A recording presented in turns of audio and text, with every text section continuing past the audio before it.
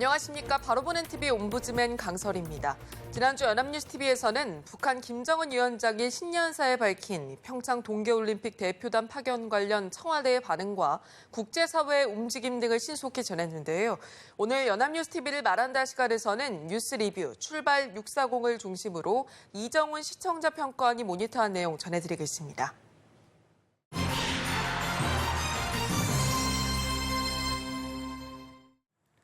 다사다난했던 2017년 정유년을 보내고 희망찬 무술년 새해를 맞이할 준비를 하는 연말이었지만 여전히 국내외적으로 굵직굵직한 논란거리가 많았던 한 주였습니다. 지난주 연합뉴스TV는 한일 위안부 합의 과정에 대한 조사 결과에 대한 보도를 상세하게 보도하였습니다. 지난 12월 27일 연합뉴스TV 뉴스 리뷰는 한일 위안부 합의 검토 TF가 2015년 위안부 합의 이전 한일 간 협상 내용에 대한 비공개 자료를 포함한 보고서를 발표했다고 보도했습니다.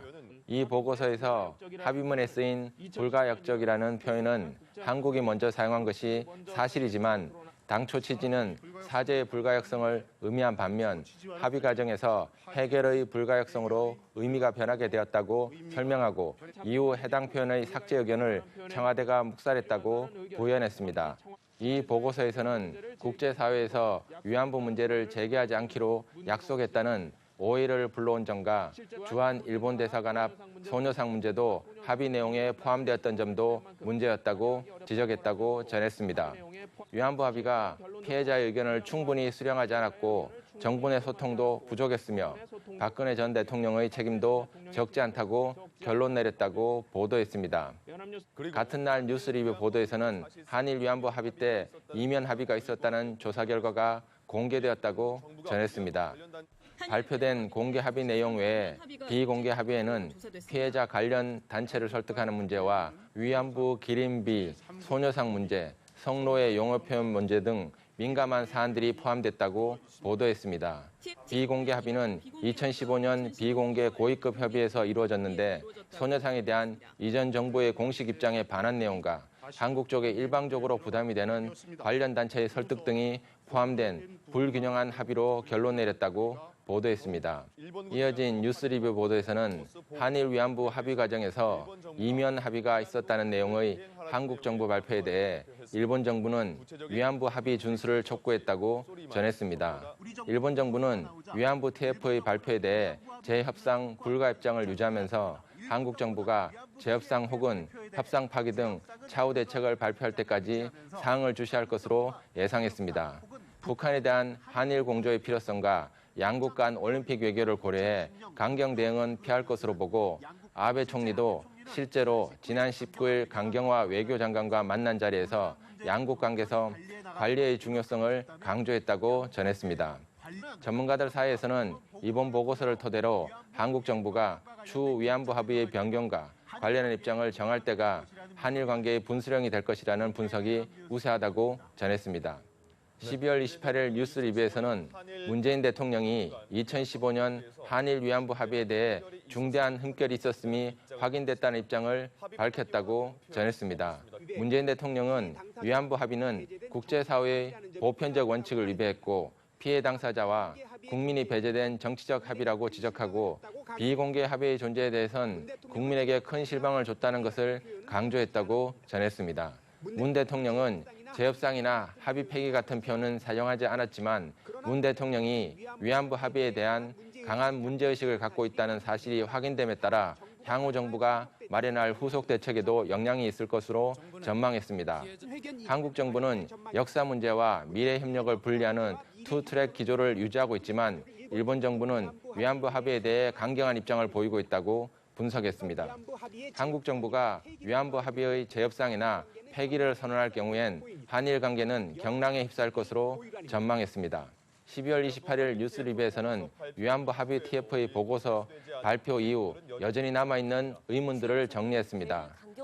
취임 초기 대일 강경책을 구사했던 박근혜 전 대통령이 갑자기 위안부 합의를 서둘렀던 이유가 대표적인데 위안부 문제에 신중했던 박 전 대통령은 2015년 한일 정상회담 이후 돌연 연내 타결에 강한 의욕을 보이면서 정상회담부터 한 달 만에 졸속으로 합의를 처리했다고 설명하면서 위안부 합의 TF 결과 보고서는 박 전 대통령이 어떤 이유로 갑자기 태도를 바꿔 합의를 서둘렀는지 구체적으로 설명하지 못했다고 지적했습니다.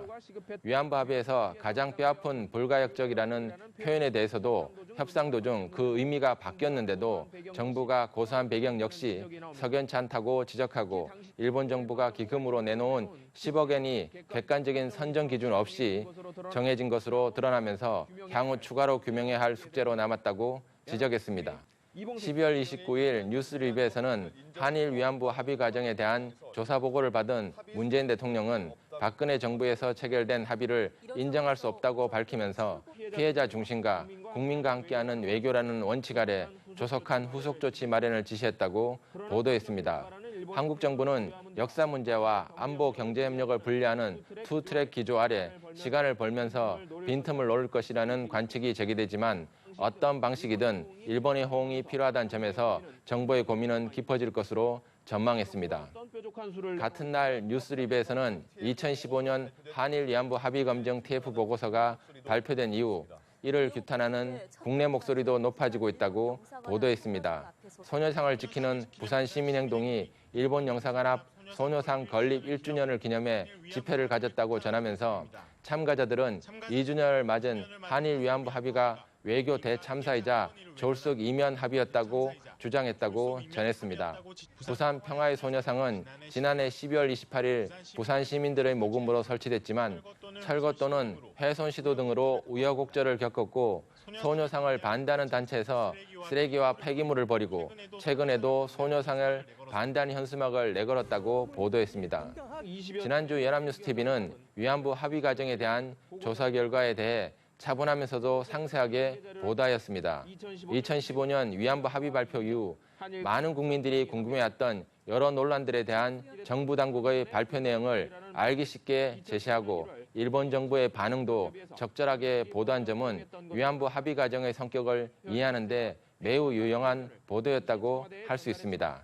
특히 이번 발표 내용으로도 완전히 풀리지 않은 논란에 대해서 일목요연하게 제시한 보도는 일반 시민들이 관련 쟁점을 보다 분명하게 이해하는 데 도움을 주는 보도라고 평가할 수 있습니다.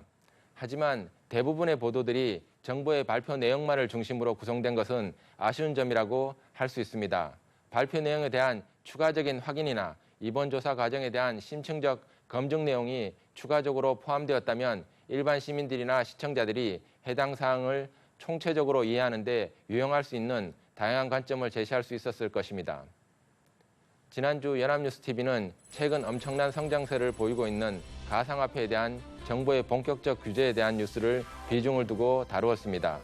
12월 28일 뉴스리뷰에서는 정부가 가상화폐 투기 근절을 위한 특단의 조치를 내놨다고 보도했습니다. 정부가 가상화폐 투기를 근절하고 투명성을 높이기 위해 거래 실명제를 시행하고 거래소 폐쇄를 위한 특별법 제정까지 검토하기로 했습니다.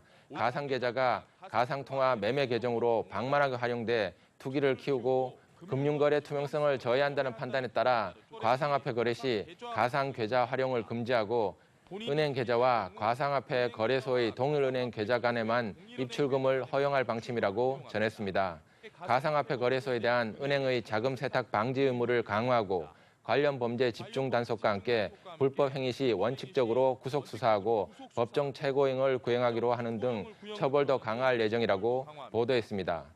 방통위는 가상화폐 온라인 광고를 규제하고 공정위는 모든 가상통화 거래소에 대해 불공정 약관 사용 여부를 직권 조사하고 법무부는 가상화폐 거래소 폐쇄를 위한 특별법 제정을 검토하기로 하는 등 정부는 모든 가능한 수단을 열어놓고 대응 방안을 검토해 나가기로 할 예정이라고 전했습니다.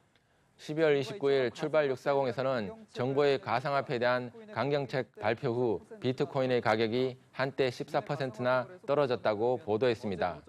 지난 28일 오전에 코인당 2,100만 원을 웃돌았던 비트코인은 오전 11시부터 떨어지더니 40분 만에 14%가 떨어져 1,860만 원을 기록했고 오전 11시 가격 대비 다른 가상화폐인 이더리움은 14.1%, 비트코인 캐시는 16.7%, 라이트코인은 16.9% 급락했다고 전했습니다.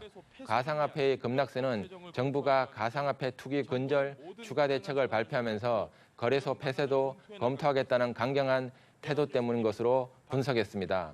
같은 날 출발 640 보도에서는 금융위원회가 가상화폐 취급업자에 대한 가상계좌 서비스 신규 제공을 즉시 중단해달라고 시중은행에 요청했다고 전했습니다.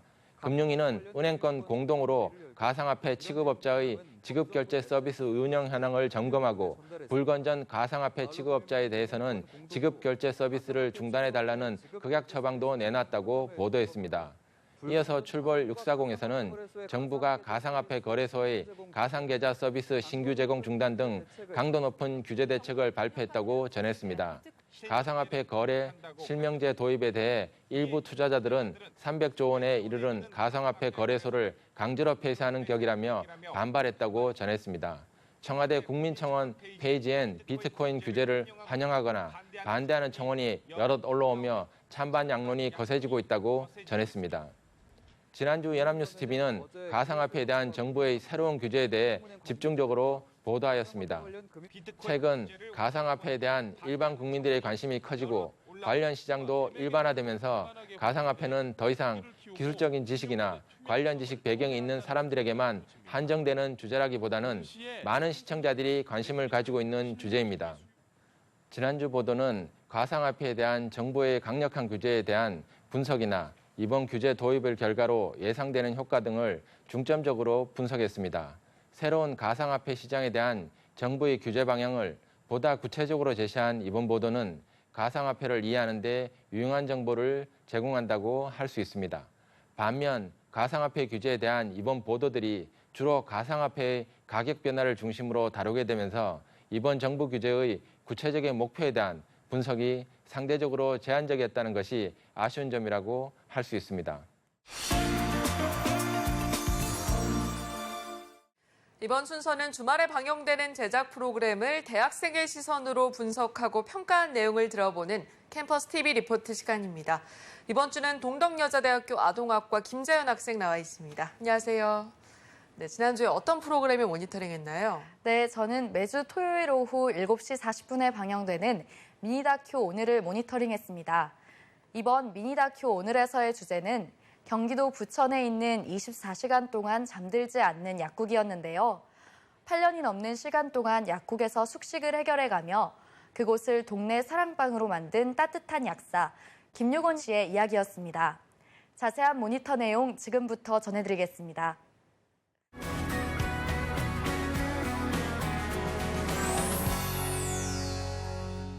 늦은 밤에 언제나 활짝 열려있는 약국이 있다는 말과 함께 화면이 시작되었습니다. 저희 동네에 있는 약국은 밤 10시 전에 모두 문을 닫는데 24시간 영업하는 약국이라서 흥미로웠습니다. 이곳은 약뿐만이 아니라 시계도 물도 준다는 특별한 약국이었습니다. 불을 밝히고 있는 특별한 약국의 오늘을 만나봅니다.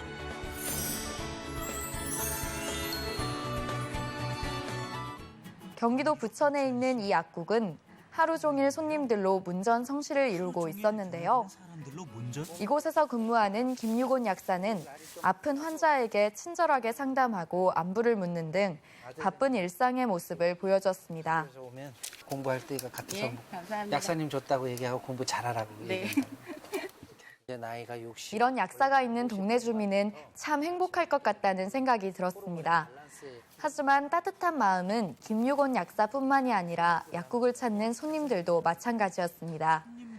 이들은 김유곤 약사께 선물을 챙겨오곤 했는데요. 이것을 또 김유곤 약사는 다른 손님께 나누어줘 약국은 동네 사랑방 역할을 하고 있었습니다.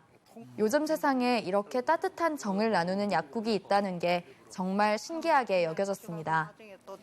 게다가 김유곤 약사는 24시간 약국을 운영하며 새벽에 오는 전화까지 친절하게 받고 손님을 맞이하고 있었습니다. 무려 8년 동안 늦은 시간에 찾아오는 손님을 외면할 수 없어 하루 종일 약국을 지키고 있다고 하는데요. 수 없어 시작한 일인데요. 몸은 힘들지만 마음만은 행복하다고 말합니다. 마치 우리 손님들의 아픔을 진심으로 공감해주며 걱정하는 모습이 인상적이었습니다. 와가지고 전화 받. 새벽에 찾아온 응급 환자에게는 직접 병원을 연결해 약도까지 그려주기도 했는데요. 환자들에겐 병원까지 연결해 줍니다. 이렇게 열심히 일하는 김유곤 약사는 약국에서 간단히 식사를 해결합니다. 그런데 밥 한 술 뜰 시간도 잠깐 눈 붙일 시간도 부족해 보였는데 싫은 내색 하나 없이 손님들을 응대하는 모습이 대단해 보였습니다. 서울에서 이 시간에 간 새벽 1시가 되면 보안 때문에 문이 잠겨 별도의 배를 마련해 급한 환자들을 배려한 것이 인상적이었습니다. 보안 때문에 문을 좀 잠가줘요. 원치 않게 문이 잠기는 시간. 그리고 약국 한쪽 작은 공간에 잠자리를 마련해 쪽잠을 잔 지가 8년째라는데요.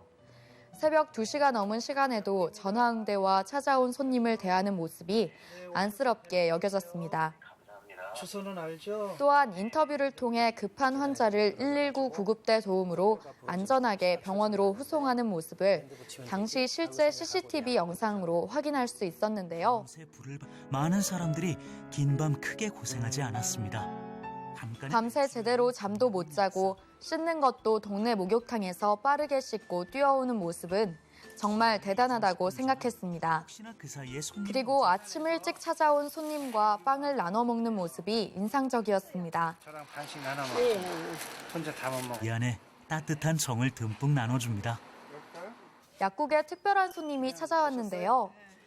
김유곤 약사의 어머니가 약국을 찾은 겁니다. 찾아온 김에 잠시 담소라도 나눌 수 있었으면 좋겠건만 그럴 새도 없이 손님이 찾아와서 이야기 한번 나눌 시간이 없었는데요. 때문에 서둘러 어머님을 보내드려야 하는 모습이 안타깝게 여겨졌습니다. 오랜만에 찾아오신 늙은 어머니를 이렇게 보내는 아들의 마음도 편치가 않습니다. 일주일에 딱 한 번 토요일 자정에 약국 문을 닫는다는데요. 바로 집으로 가는 날이랍니다. 드디어 아내와 딸 둘이 있는 단란한 가정을 보여줬는데요. 아빠에 대한 딸들의 애틋한 정이 묻어나는 모습을 볼 수 있었습니다. 약국이라고 했을 때 다시 돌아온 약국에서 또다시 바쁜 일상을 맞이하는 김유곤 약사의 모습과 인터뷰로 프로그램이 마무리되었는데요.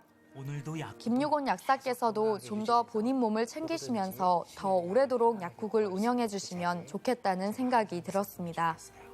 그리고 바란다면 네, 모니터한 내용 잘 봤습니다. 김자연 학생은 미니 다큐 오늘을 보면서 어떤 장면이 가장 인상 깊었나요? 네, 저는 김유곤 약사가 아침 시간 근처 목욕탕에서 씻고 나서 헐레벌떡 약국으로 뛰어오는 모습이 가장 인상 깊었습니다. 밤새 찾아오는 손님들로 제대로 잠도 못 잤는데 다음 날 아침 기다리는 손님을 위해 뛰어오시는 모습이 참 대단하게 여겨졌습니다. 네, 그러네요. 지금까지 미니 다큐 오늘을 모니터한 동덕여대 아동학과 김자연 학생이었습니다. 오늘 고맙습니다. 감사합니다.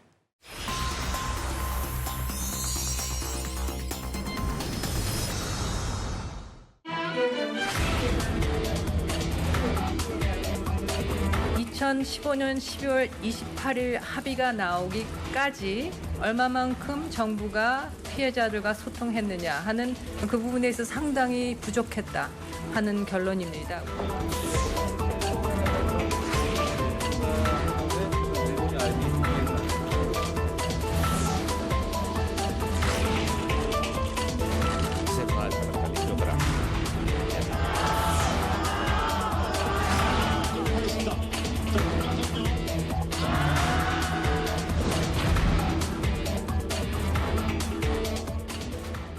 박근혜 정부 시절인 2015년 군 위안부 문제에 대한 한일 간의 합의가 졸속으로 추진된 사실이 드러나면서 파장이 커지고 있습니다.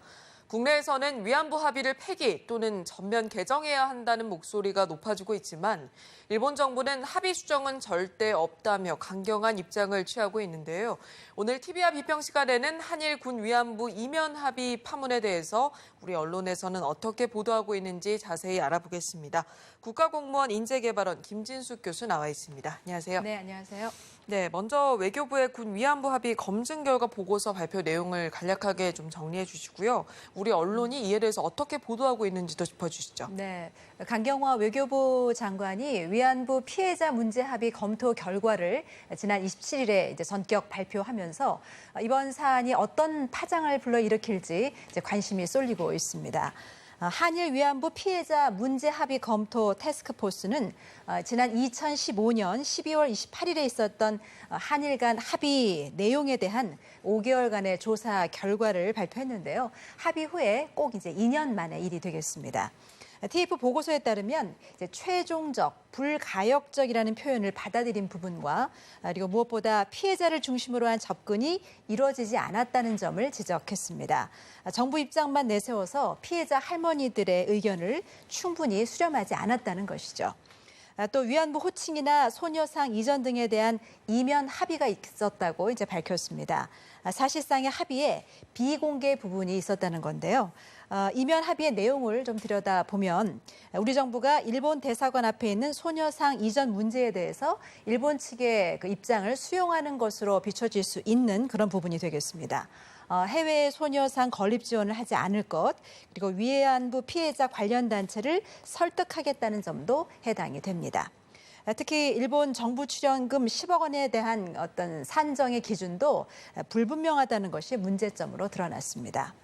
TF 조사 결과 발표 후에 문재인 대통령은 위안부 협상은 절차적으로나 내용적인 면에 있어서 중대한 흠결이 있다고 지적을 했습니다.